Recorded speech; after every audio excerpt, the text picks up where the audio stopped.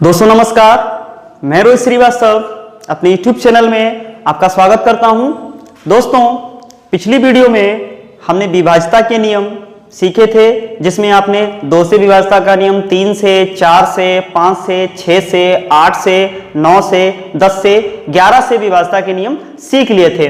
आज की वीडियो में हम 7 से विभाज्यता का नियम, 13 से विभाज्यता का नियम, 17 और 19 से विभाज्यता के नियम सीखेंगे।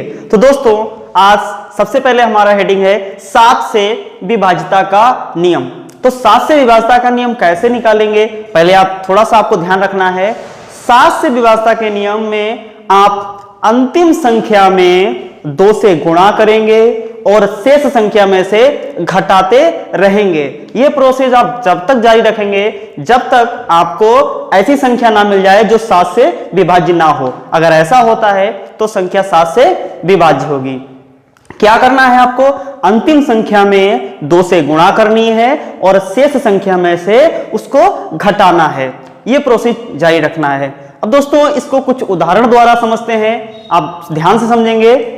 दोस्तों आप देख रहे हैं 2 उदाहरण लिए हमने, इन्हें समझेंगे कि ये दोनों 7 से विभाज्य हैं या नहीं है। तो दोस्तों नियम क्या है हमारा, नियम यह कह रहा है कि आपको अंतिम संख्या में 2 से गुणा करनी है और शेष संख्या में से उसको घटाना है और जो प्राप्त संख्या हो वो 7 से विभाज्य हो जाए। तो ये नियम हम फॉलो करते हैं। देखिए अंतिम संख्या यहाँ 6 है, 6 का 2 से आप 6 की गुणा कर दीजिए, 12 हो गया।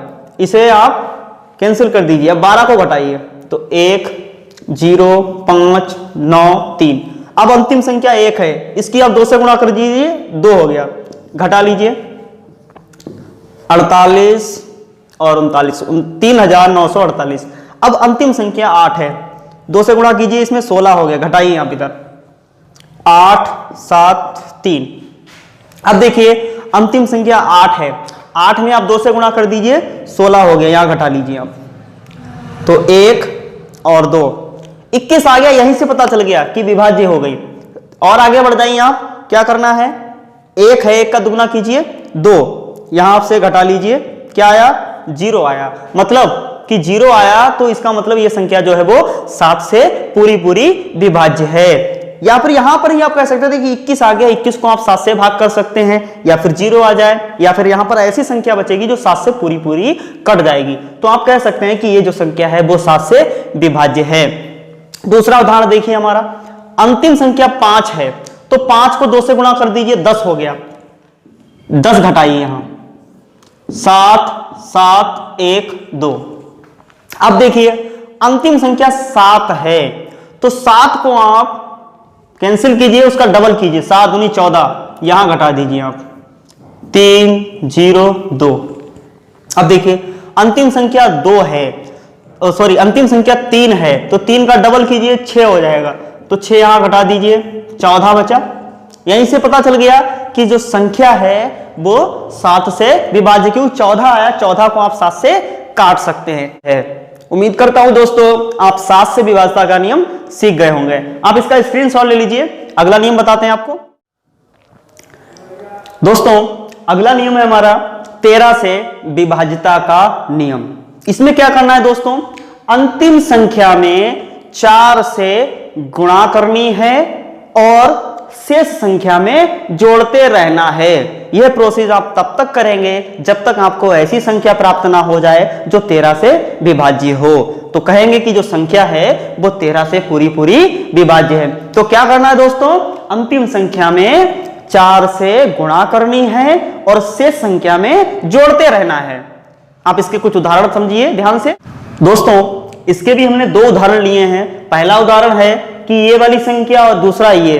बताना है कि दोनों संख्याएं जो है वो 13 से विभाज्य हैं। तो दोस्तों नियम क्या कहता है हमारा, नियम कहता है कि अंतिम संख्या में 4 से गुणा करना है। तो अंतिम संख्या 4 है, इसमें 4 से गुणा कर दीजिए, 16 हो गया। शेष में जोड़ दीजिए 10 हासिल हो गया, 1 5 6 1 7 हो गया, ये इतना बचा। अब क्या करना है, 0 है, अंतिम संख्या 0 में 4 से गुणा करने से कोई फायदा नहीं, तो इसको काउंट नहीं करेंगे। अब हमारे पास संख्या है 247। अंतिम संख्या है, 4 से गुणा कीजिए आप, 4 से गुणा कीजिए 28 हो जाएगा, शेष में जोड़ दीजिए 52 हो गया। यहीं से पता चल गया कि कि 13 चौके 52 होते हैं, मतलब कट रहा है। लेकिन प्रोसीजर और अगर आगे बढ़ाना चाहें आगे बढ़ा लीजिए आप। अंतिम संख्या आप 2 है, इसमें आप 4 से गुणा कीजिए, तो 2 की 4 से गुणा करेंगे 8 हो जाएगा, जोड़िए 13 हो गया। अब देखिए आप 13 को 13 से भाग कर सकते हैं, तो 13 को हम 13 से भाग कर सकते हैं, इसका मतलब ये जो संख्या थी वो 13 से पूरी पूरी विभाज्य है। जहां से आपको पता चल जाए कि हाँ 13 से भाग हो जाएगा इसको, तो इसका मतलब ये संख्या जो है वो 13 से पूरी पूरी विभाज्य है। या फिर आगे बढ़ते जाइए, सब हटता जाएगा, 13 आ गया। दोस्तों दूसरा हमारा उदाहरण है कि बताना ये संख्या जो है वो 13 से विभाज्य है या नहीं है। तो आप देखिए अंतिम संख्या 8 है, 8 में आप 4 से गुणा कीजिए, तो 8 चौके 32 होते हैं, जोड़ दीजिए आप।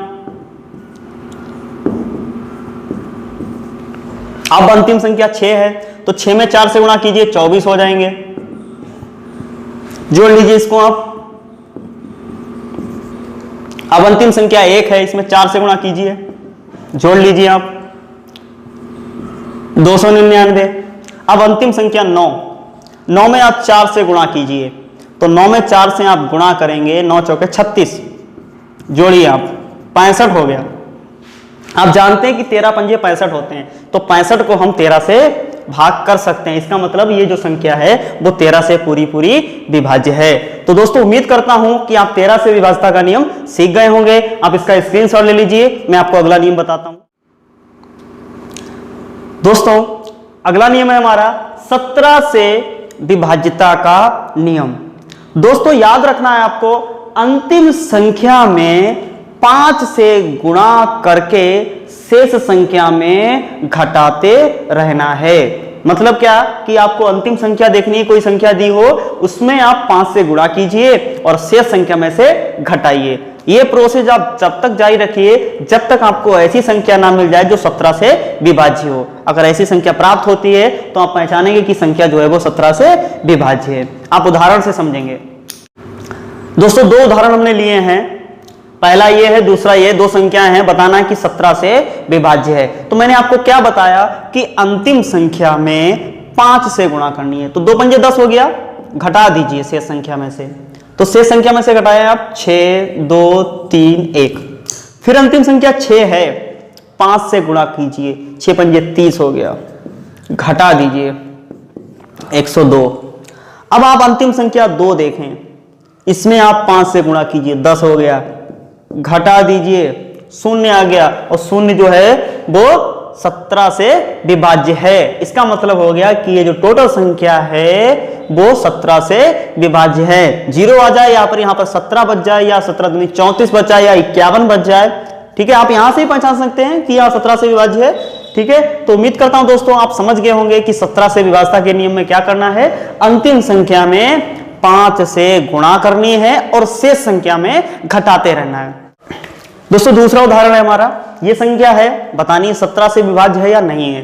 तो आप देखिए अंतिम संख्या 6 है, 6 में आप 5 से गुणा कीजिए, 30 हो गया, माइनस कर दीजिए आप। अब देखिए अंतिम संख्या 5 है, 5 में 5 से गुणा कीजिए, 25, माइनस कर दीजिए। अब अंतिम संख्या 1 है, 1 में 5 से गुणा कीजिए, 5 हो गया, माइनस कर दीजिए आप। अब अंतिम संख्या जो है वो 6 है, तो 6 में 5 से गुणा कीजिए, 30 हो जाएगा, आ गया 0।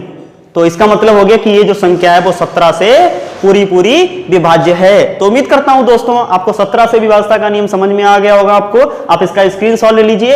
अगला नियम बताते हैं आपको। दोस्तों अगला नियम है हमारा 19 से विभाज्यता का नियम। क्या करना है दोस्तों, इसमें ध्यान से देखिएगा। अंतिम संख्या में 2 से गुणा करके शेष संख्या में जोड़ते रहना है।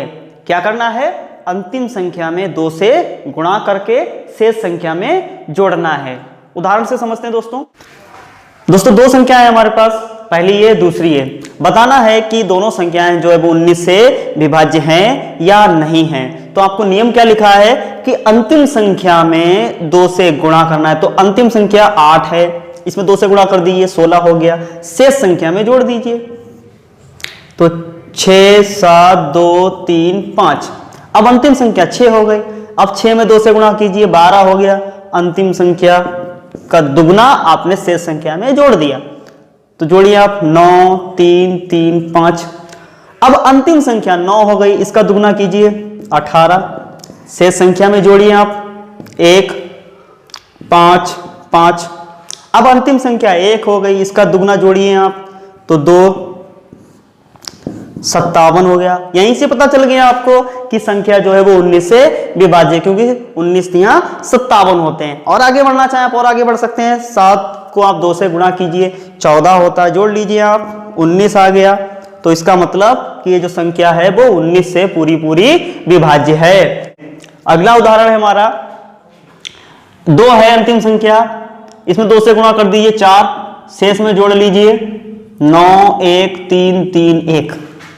अब अंतिम संख्या हो गई 9, 9 को 2 से गुणा कीजिए आप 18 हो गया, जोड़िए 9 4 3 1। अंतिम संख्या अब 9 है, गुणा कीजिए 18 हो गया, जोड़िए 3 और 1 4 1 5 152। अंतिम संख्या अब 2 है, 2 को आप 2 से गुणा कीजिए 4 हो गया, जोड़ लीजिए 19 हो गया। अब 19 को आप जानते हैं 19 से भाग कर सकते हैं, मतलब यहां पर ऐसी संख्या मिलेगी जो 19 से कट जाएगी। तो इसका मतलब ये जो संख्या है वो 19 से पूरी विभाज्य है। तो दोस्तों आप 7 से 13 से 17 से और 19 से विभाज्यता के नियम सीख गए होंगे। दोस्तों ये तो हमने कुछ उदाहरण बड़े छोटे छोटे लिए थे, बहुत बड़ी बड़ी संख्याएं हो सकती हैं, आप उन्हें भी इसी प्रकार से सॉल्व कर सकते हैं। उम्मीद करता हूं दोस्तों आज की वीडियो आपको पसंद आई होगी। मिलते हैं अगली वीडियो में, इकाई का अंक निकालना सीखेंगे। नमस्कार दोस्तों।